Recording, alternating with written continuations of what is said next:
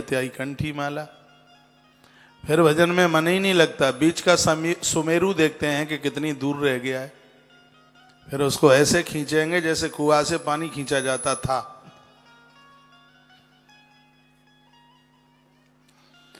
जो वानप्रस्थी जीवन जी रहे हैं, उम्र ने पलटा खाया है, उनके लिए प्रणव संबोधन करता है कब संसार से प्रपंचता मत रखे। देखो संसार में आए हैं, संसार में तो रहना पड़ेगा, लेकिन उसमें जो फालतू की व्यर्थ की बातें हैं, दुनिया की चुगली है, दुनिया की कटुता है, निंदा है, भजनानंदी व्यक्ति इन सभी बातों को कभी स्वीकार नहीं करता। इतने सरल बनिए और अपने आप को बदल के बता दीजिए। आप कितने श्रोता आ रहे हैं, सबसे मिलने की पूरी कोशिश कर रहा हूं। जब आप ये कहते हैं कि हमारा जीवन बहुत बदल गया है, तो मुझे सुनकर के बहुत खुशी होती है, अति प्रसन्नता होती है। जब आप ये कहते हैं कि हम बदल रहे हैं,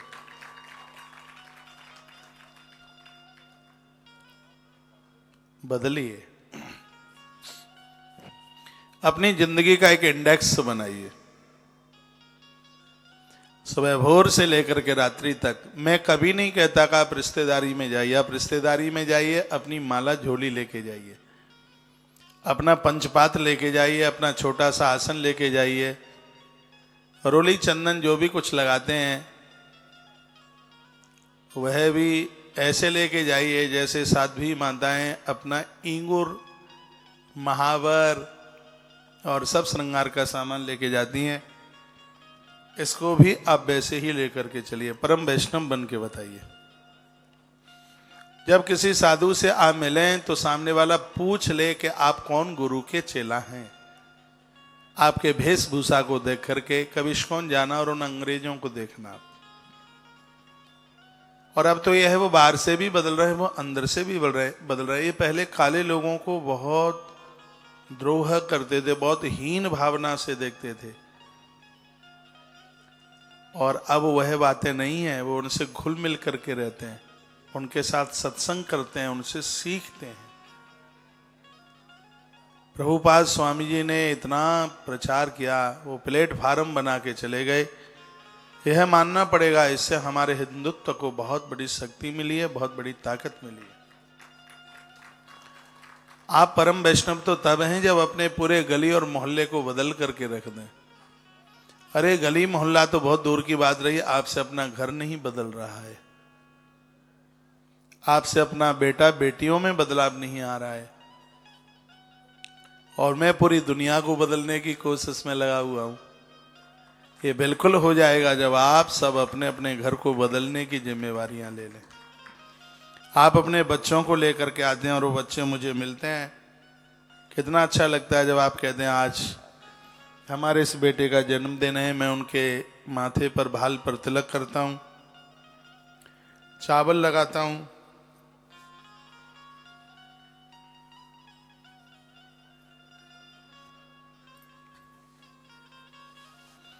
और भगवान को प्रार्थना करता हूं इन बच्चों के हृदय से पूज्य स्वामी विवेकानंद जी महाराज की ऊर्जा उफन करके आए बाहर। ये मैं भगवान को प्रार्थना करता हूं। इसलिए मैं आपके बीच में हरिवंश पुराण की कथा परोसने के लिए लाया हूं। आप अपने घर को इतना बदल दें, इतनी अच्छी संतान को बहने जन्म दें, पुनः इस देश को अपनी वही धरोहर प्राप्त हो जाए जो कभी अनादि काल में ऋषियों के सामने जो होती थी। मैं आपकी बहुत बातें मानता हूं, तो कुछ आप भी मेरी बातें मानिए।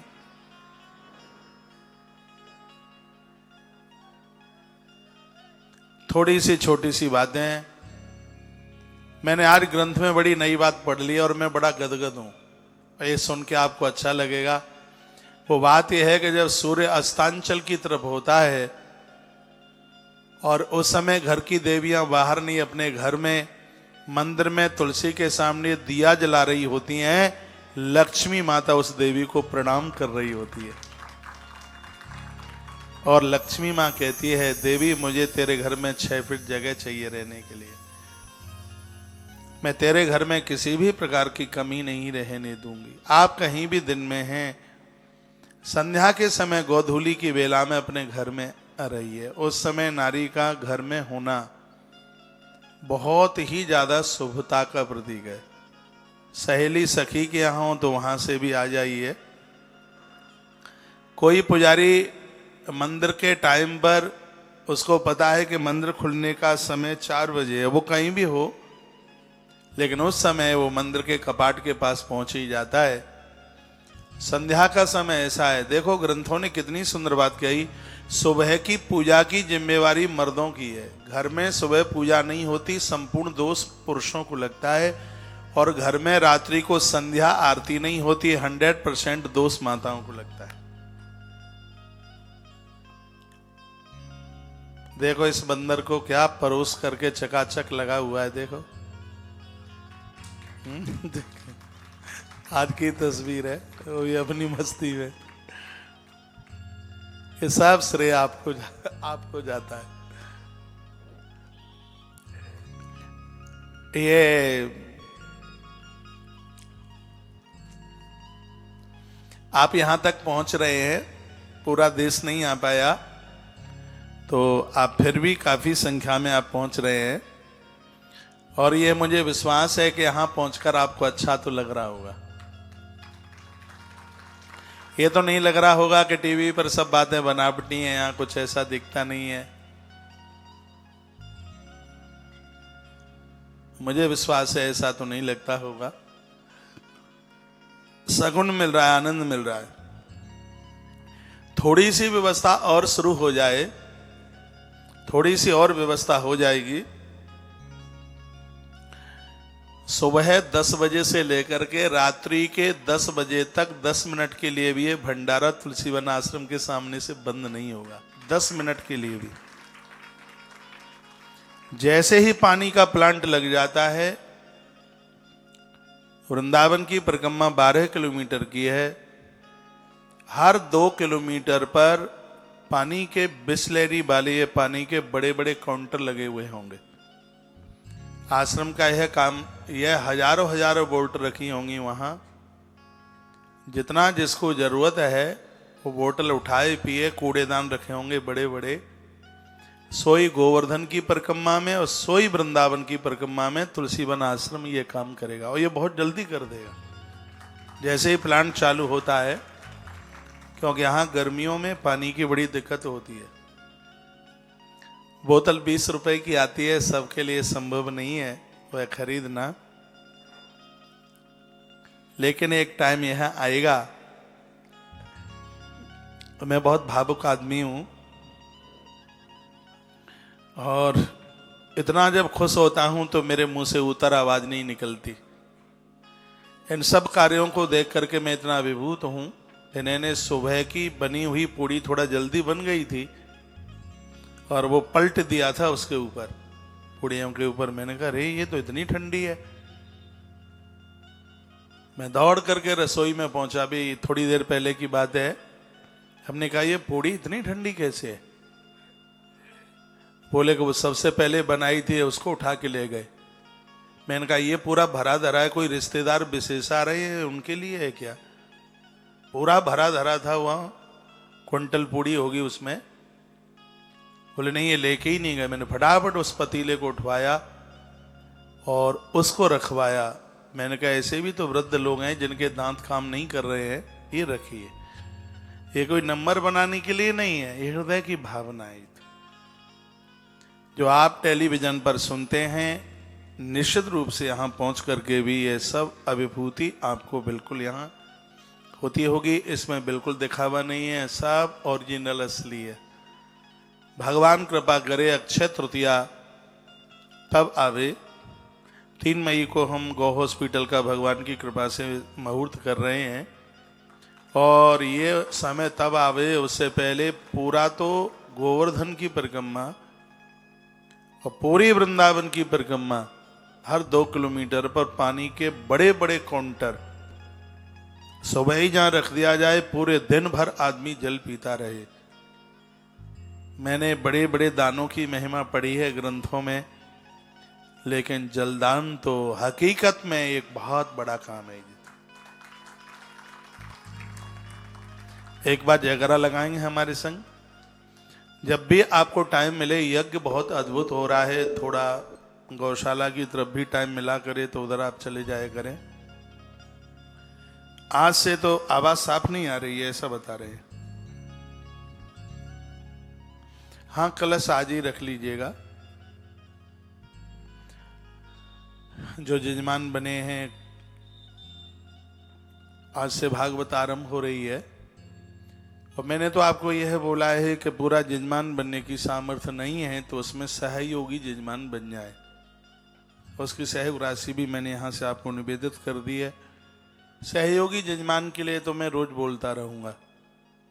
मैंने कल ब्राह्मणों की साइकिल के लिए यहाँ से आपको बात बोली थी, लेकिन वो संभव इसलिए नहीं हो पा रहा है कि हमें 19 तारीख को साइकिलें बांटने को चाहिए, वो 2-3 तारीख से पहले मिलने वाली नहीं है, इसलिए वर्तमान समय में उसका प्रोग्राम कैंसिल कर दिया है। पैसों की वजह से नहीं, पैसा तो जब भगवान आप सबकी कान में फूंक मारेगा ही, तो वो तो मुझे कोई टेंशन होता ही नहीं है। लेकिन उसमें लगभग 15 दिन 3 ट्रक साइकिलें आएंगी, फिर उनको 10 दिन यहाँ कसने में लगेगी। उसको वो पूरी तैयार करते हैं, वो 10 दिन लगाएंगे 125 साइकिल में, तो फिर तब तक तो एक कार्यक्रम ही निकल जाएगा। तो उसको तो फिर कभी देख लेंगे। आपके काफ़ी मैसेज आए हैं कि साइकिल के लिए सहयोग राशि कितनी है, कितनी भी नहीं है अभी, तो फिर जब आगे की बात होगी तब बात कर लेंगे। आप बहुत उदार हैं, यहाँ से जो कहा है आप हाल ही उस सेवा को पकड़ लेते हैं। आपने साइकिल के लिए फ़ोन भी किए हैं, मैसेज भी लिखे हैं। तो इस समय साइकिल वाला प्रोग्राम पोस्टपेंड हो रहा है, वहाँ से आने में ये असमर्थ हो रही है, इसलिए तो ये ब्राह्मणों की दक्षिणा के अलावा एक्स्ट्रा साइकिल की व्यवस्था रखी थी, वो संभव नहीं हो पा रही है। यदि ब्राह्मणों को साइकिल का पता लग गया होगा कि साइकिल बंटने वाली है, तो उनको तो ये मेरा अनाउंस ठीक नहीं लग रहा होगा। लेकिन हमने सोचा है कि आगे की जब भी कोई पोथी बिठाएंगे तो इन्हीं 125 ब्राह्मणों को बुलाएंगे और उस समय उनको साइकिल प्रदानित कर देंगे। ऐसा सोच रखा है, ऐसा विचार कर रखा है। माइक पे ध्यान दें। बोलिए बांके बिहारी लाल की जय हो, हनुमान जी महाराज की जय हो। आज से बैठने वाली पोथी विशेष रूप से इसमें संकल्प उनके लिए हो रहा है जो कोरोना काल में दुनिया छोड़ के गए। आप कहेंगे आपको तो उनका नाम वगैरह भी ना पता होगा, तो ऐसे कैसे संकल्प? हाँ, हमारे कर्म कांड में ऐसे भी संकल्प करने का विधान है। मानसिक भाव से जब सार्वजनिक संकल्प इस तरीके से कर लिया जाता है कि इस महामारी में जितनी भी आत्माएं पूरी दुनिया में अपना शरीर छोड़ करके गई हैं, हे प्रभु यह सत्कर्म उनके लिए समर्पित हो जाए, तो प्रकृति के 5 तत्व उस सत्कर्म को उस आत्मा के पास पहुंचा देते हैं। ऐसा वायु पुराण में लिखा हुआ है। तो जिनको पूरी पोथी है, हमारे यहाँ 125 ब्राह्मण हैं, पोथी तो ना के बराबर ही है। हाँ, सहयोगी लोग इसमें बहुत हैं, तो आप 2125 रुपये का इसमें सहयोग करते हुए मैं तो ये कहूँगा आपको कि हमने 18-19 महीने में जितनी भी भागवतें बैठाई हैं उसमें बिलंदा ऊपर है ये, क्योंकि इसमें एक सार्वजनिक रूप को कोरोना काल में शरीर छूटने वाले महान भावों के लिए इसमें संकल्प जोड़ा है। तो उनके आत्मकल्याण के लिए आप सहयोगी बनते हैं, तो मुझे लगता है आपके लिए बहुत बड़े पुण्य की बात है। मैं बहनों को, माताओं को कहूँगा, यदि आपके पास कोई काम बिगड़ता नहीं है और आप बिल्कुल फ्री हैं, तो अपने परिवार के लिए इस हरिवंश पुराण की कथा को पूरा ही सुनिए, इसको छोड़िए मत। इस कथा को पूरे सुनने की बहुत बड़ी महिमा है, और वही चैप्टर मेरे सामने खुला रखा है, उसी की बातें मैं आपको करूंगा। आश्रम के सभी नंबर चालू हैं। एक बार मैं आपको कह दूं, आश्रम के नंबरों पर संपर्क करते हुए जो भी आप 2125 रुपये का सहयोग कर रहे हैं, आपके नाम का संकल्प होगा, इसलिए कृपया आप गोत्र भी उनको बताते जाएं। एक बार जयकार हमारे साथ लगाएं। बोल भक्त वत्सल भगवान की जय, हनुमान जी महाराज की जय हो। जय जय श्री राधा श्री राधेश।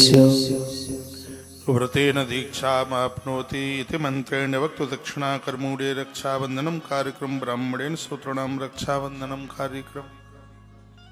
ब्राह्मण लोग जिस समय मंत्र बोलकर यजमान के हाथ में कलावा बांधते हैं दीक्षा के समय पर, उस समय उनके संपूर्ण अपराध जल करके नष्ट होते हैं और दीक्षा के समय में उसका एक नया जीवन होता है।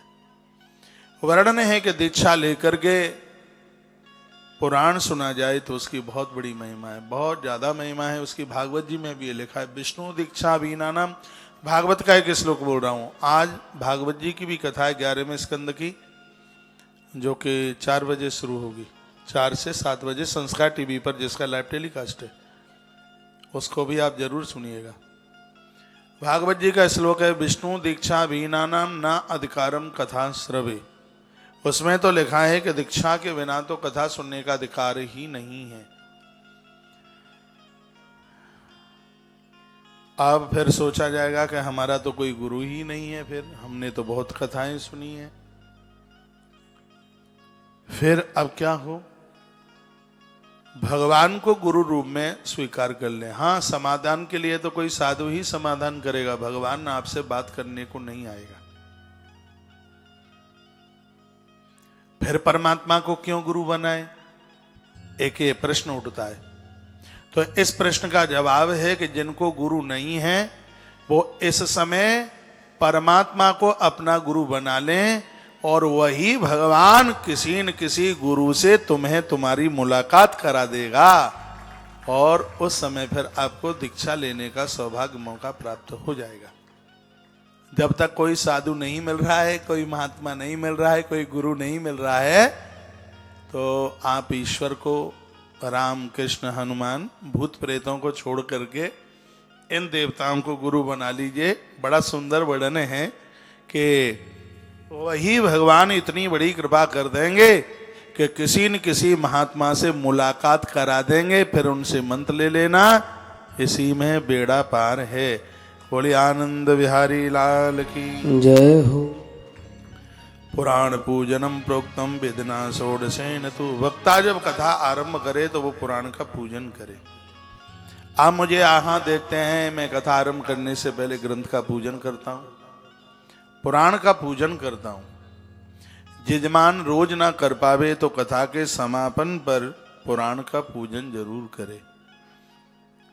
आपको ध्यान है क्या, किसी कथा में मैंने एक दिन अनाउंस किया था, जितने भी जन 18 पुराणों के यजमान, उप पुराणों के यजमान बने हैं, वृंदावन तक मेरी व्यासपीठ तक नहीं पहुंच पाए हैं, जब कभी मैं आपके नगर शहर में चल करके आऊं तो एक बार इस व्यासपीठ को आकर के ग्रंथ के सन्मुख मत्था जरूर एक बार जोड़ लेना, वंदन कर लेना, प्रणाम कर लेना, क्योंकि यजमान के लिए ग्रंथ का साकार भाव से दर्शन करना बहुत ज्यादा आवश्यक होता है। ये बात बोली है मैंने कि नहीं बोली?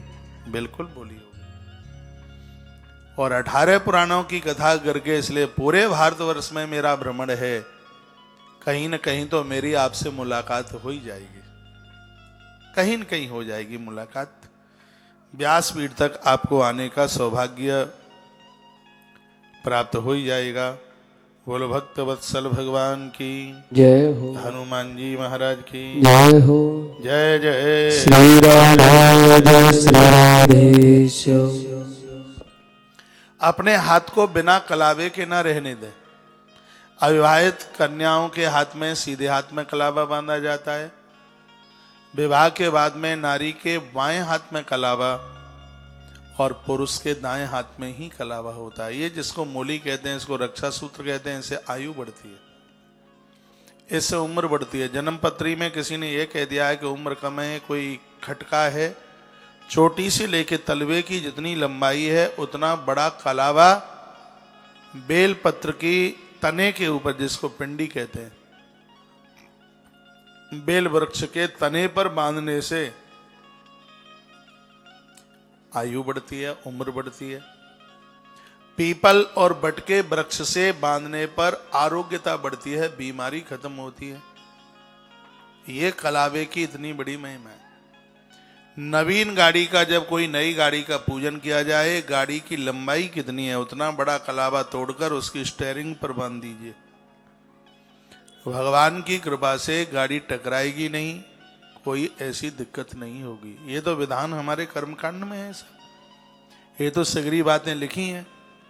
अब आप पढ़ नहीं पाए हैं, किताबें मैंने पढ़ ली हैं, इसलिए भगवान ने मुझे नौकरी दे दी है। कहा बेटा जिनको ये पता नहीं है उनको तू जा जा करके सब बातें बता दे, सो अपने काम में लगा। पुराण पूजनम प्रोक्तम वेदना षोडशेन तु, 16 प्रकार से पुराण का वंदन पूजन। पूजयत्वा ध्वजा श्रेष्ठा श्रवणम फलदम स्मृतम। वही कल वाली बात हो गई, पूज्यता ध्वजा श्रेष्ठा ध्वज।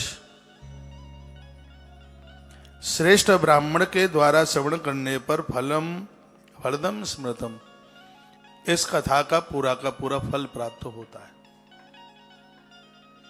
सात्विक ब्राह्मण हो, सदाचारी ब्राह्मण हो, तो उसके मुख से यदि यह ग्रंथ सुना जावे तो यह कथा संतान प्राप्ति के लिए, उस परिवार के लिए वरदान साबित हो जाएगा। ऐसा भगवान वेदव्यास जी ने लिखा है और महात्मा वैशंपायन ने जनमेजय राजा को सुनाया। तस्मात् सर्वप्रयत्नेन श्रोतव्यम विधिपूर्वकम अथ व्यासम नमस्कुर्यः मंत्रमेतद्मुदीरयेत्। मैं अपने लिए नहीं बोल रहा हूं, कभी भी कहीं भी कथा सुनने को जाओ तो यहाँ इस ग्रंथ में लिखा है कि पहुँच दे ही व्यासपीठ को, और व्यासपीठ पर जो महाराज बैठे हैं उन्हें वंदन करें, प्रणाम करें। कितना सुंदर लिखा है, बालो युवात वृद्धो वा दरिद्रो दुर्बलो विवाह। चाहे तो कथा कहने वाले बालक हों, छोटी उम्र के बालो, युवा या युवान हो, जवान हो, या वृद्धो वा, या भले ही वह बूढ़े हों, वो पूज्य हैं, वंदनीय हैं। व्यासपीठ ज्यादा दिखाओ।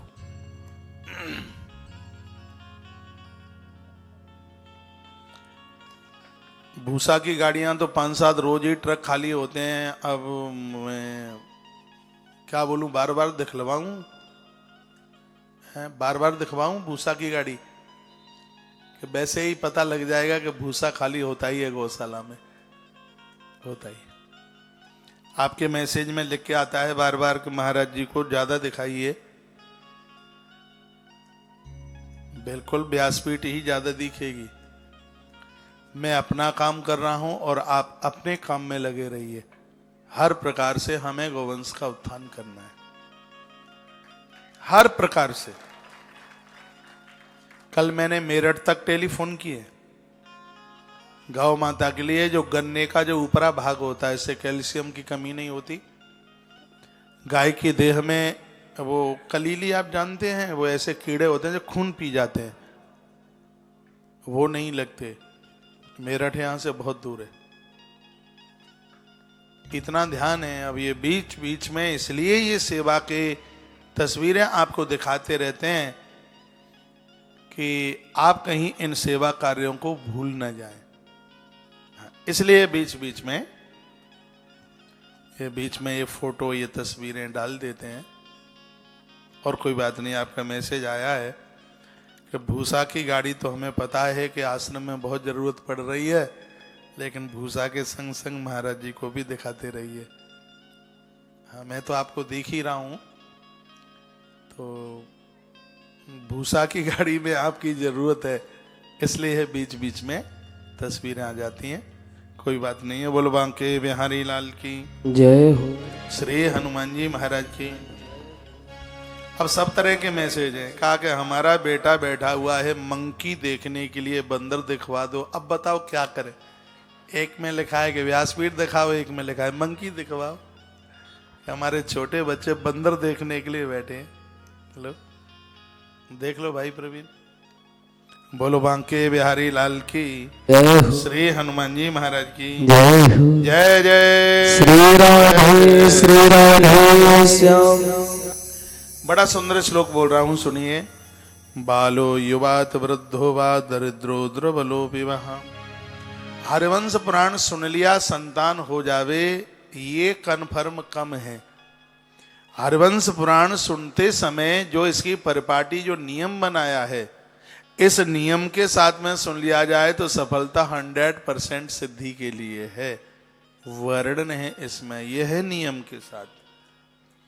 वक्ता और जजमान दोनों उन नियमों की पूर्ति करें, फिर इसके परिणाम अपने आप में सुरक्षित हैं। बालो युवात वृद्धोवा दरिद्रो दुर्बलो विवाह। वक्ता बच्चा है, युवा है, बूढ़ा है, दरिद्र धनहीन है। खैर वक्ता लोग धनहीन तो कम ही होते हैं, हाँ कहाँ, खूब भगवान की उनके ऊपर कृपा होती है। लेकिन बढ़िया वक्ता को यह समझना चाहिए कि उसके बाद जो पैसा है वो उसका नहीं है, वो धर्म के खातिर है, वो धर्म के लिए। वक्ता दरिद्रो दुर्बलो विवाह, कमजोर है, दरिद्र है, फिर भी वह वंदनीय है, पूजनीय है, उसे प्रणाम करें। पुराणज्ञ सदावंद्य पूज्य सकृतार्थ भी। पुराणज्ञ, संपूर्ण पुराणों की कथा कहने वाला वक्ता सबके लिए वंदनीय है, सबके लिए पूज्य है। हरिवंश पुराण की कथा के लिए पुराणज्ञ सदावंद, पुराणज्ञ सभी पुराणों की कथा कहने वाला, पूज्यतः सुकृतार्थवी, सदकर्म करने वाला वह वक्ता। अतिवंदनीय नीच बुद्धि न कुर्वीता पुराणज्ञ कदाचन। कहीं भी किसी भी वक्ता को सुनते हैं, उसके प्रति हमारी नीच बुद्धि न हो, श्रद्धा हो उसके प्रति। श्रद्धा नहीं है तो टीवी बंद कर दो, मोबाइल बंद कर दो। ऊट पटांग सोचने में पुण्य क्षीण होंगे, पापों की वृद्धि होगी। नहीं मन करता है, बिल्कुल बंद कर दो, मन सुनो, लेकिन आलोचक नहीं बने, नीच बुद्धि न रखें। यस्य वक्त्रोद्गदा गता वाणी कामधेनु शरीरिणाम। वक्ता की जो वाणी है कामधेनु गैया की तरह है। कामधेनु का दूध शरीर को पुष्ट करता है, वक्ता की वाणी है वह आत्मा को पुष्ट करती है, वह आत्मा की खुराक है। चतुष्ट है अंतःकरण को पूरा का पूरा। चतुष्ट अंतःकरण में 4 चीजें होती हैं, मन बुद्धि चित्त और अहंकार। कथा सुनने से सब दिव्य हो जाते हैं, बुद्धि बढ़िया हो जाती है, मन मजबूत हो जाता है। आप में ऐसे बहुत जन होंगे जो कथाओं को सुनते सुनते बिल्कुल निडर हो गए। पहले तो भय लगता था, डर लगता था, अब तो निर्भीक हो गए, निडर हो गए।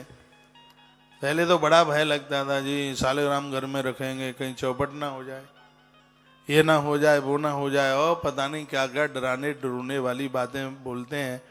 माताएं सालिग्राम की पूजा नहीं करेंगी। माता पार्वती तो नारी में ही गिनती आती है। माँ जगदम्बा भगवती पार्वती पद्म पुराणांतर्गत वर्णन है, नित्य भगवान सालिग्राम की अर्चना करती है। देखे, शुद्धि और अशुद्धि का ध्यान सबको रखना है। जिन दिनों में माताएं पूजा के लायक नहीं हैं, उन दिनों में भगवान सालिग्राम की बटलिया को किसी बच्चे से रखवा दीजिए, तुलसी के गरुए में, तुलसी के गमले में रखवा दो,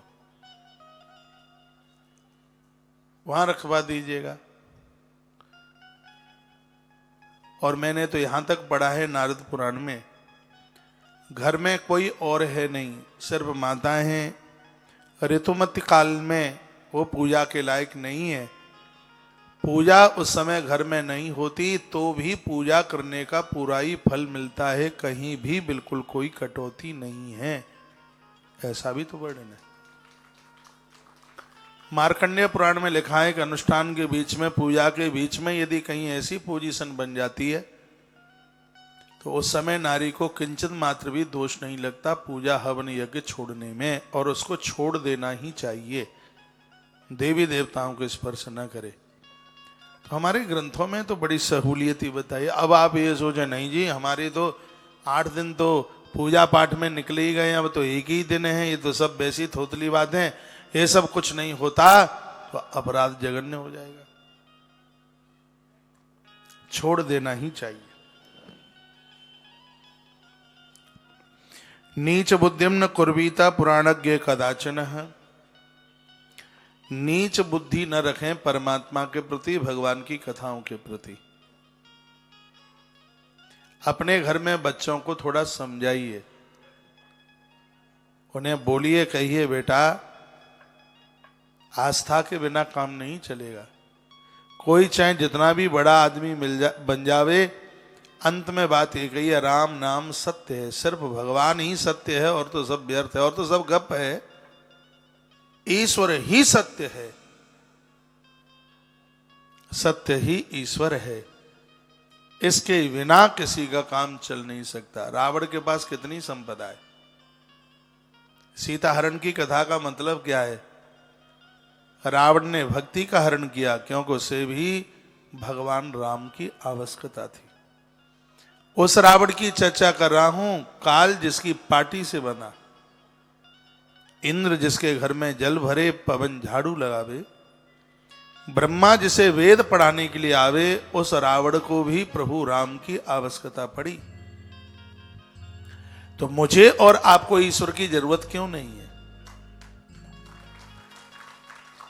अपने बच्चों को बोलिए वो आस्तिक बने,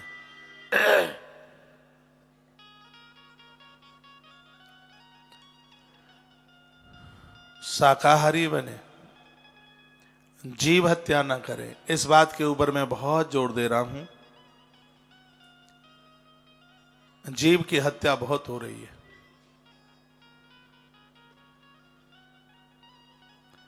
पंडाल में कौन दत्ता जी बैठे हैं क्या पीछे? आप कौन आए जो मास्क लगा हुआ है अभी अभी? अच्छा अच्छा, हाँ बैठे, बढ़िया। बोलिए भक्त वत्सल भगवान की जय श्री हनुमंत बलवंत महाराज की जय हो। 20 मिनट जब आप बैठोगे तब आपको पता लगेगा कि चर्चा क्या हो रही है। इसमें बहुत सुंदर वर्णन किया गया है। कहा कि जीवन में मांसाहार मत करना, नहीं तो कोख बंज रह जाएगी, संतान के जन्म नहीं होंगे, अकाल मौतें होंगी, परिवार उजड़ जाएंगे। वर्णन है ये। इस बात के ऊपर मैंने बहुत जोर दिया है, और आप जो कहें मैं वह हारने को तैयार हूं, यदि बलि देने से देवता प्रसन्न होते हों। लोगों ने ग्रंथों पर टिक मार का लगा करके मुझे मैसेज करके भेजा का इसमें लिखा है कि यज्ञ के बाद मांस चढ़ाओ। मैंने कहा संस्कृत पढ़नी पड़ेगी। संस्कृत में मांस का अर्थ उर्द होता है। यज्ञ की पूर्णावती हुई है तो दोनों में दोना होते हैं, उस दोने में पापड़, सिंदूर, दही और उर्द डालने की जरूरत होती है। लेकिन इन लोगों ने पशुओं को मारना शुरू कर दिया। संस्कृत तो पढ़ी नहीं। जब से संस्कृत का अध्ययन बंद किया तब से ये भेड़ बकरे दुनिया भर के कटने लगे, महेश भैंस सब कटने लगे, और उसका अर्थ का अनर्थ कर दिया। संस्कृत में मांस उर्द को बोलते हैं। बलि चढ़ानी है, मन की बलि चढ़ाओ। मन को बकरा कहा है, ये खटपट करता है। मन को चढ़ा दो ना प्रभु के ऊपर, नारियल फोड़ दो। वर्णन है देवी देवता नारियल से प्रसन्न होते हैं। नारियल चढ़ाए, लेकिन नारियल की जगह पर किसी की खोपड़ी चढ़ा दोगे उतार के, ठीक नहीं है। देखो सबको जीने का अधिकार है। ये कोई बात है 11 महीना मांस भक्षण खाते हैं और 1 महीना कार्तिक में लहसुन प्याज भी छोड़ देते हैं। 6 दिन शराब पियो, मंगलवार को हनुमान जी को चोला चढ़ाओ। हनुमान जी बुद्धू नहीं है, तुम्हारी बातों में आ जाएंगे। हनुमान जी को पगला मत बनाओ, वो नहीं आने वाले हैं बातों में। ऊट पटांग काम बिल्कुल मत कीजिए। इस देश का बहुत क्षेत्र ऐसा है, बच्चों का जन्म होता है तो उनके मुंह में शराब का ढक्कन खोल के डाला जाता है उनके मुंह में। कितना गलत काम है यह। राम और कृष्ण की भूमि पर ऐसा हो तो दिक्कत तो होती है। माताएं बहुत पुण्य भजन करती हैं, लेकिन घर के पुरुष लोगों में भी सुधार आ जाए, शाकाहारी बने।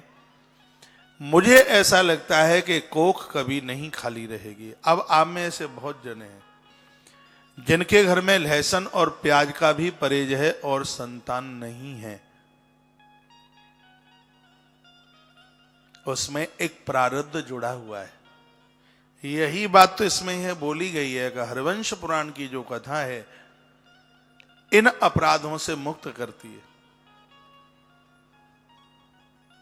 कथा हरवंश पुराण की सुने और इस कथा को सुनने के बाद भी शाकाहारी न बन पाए।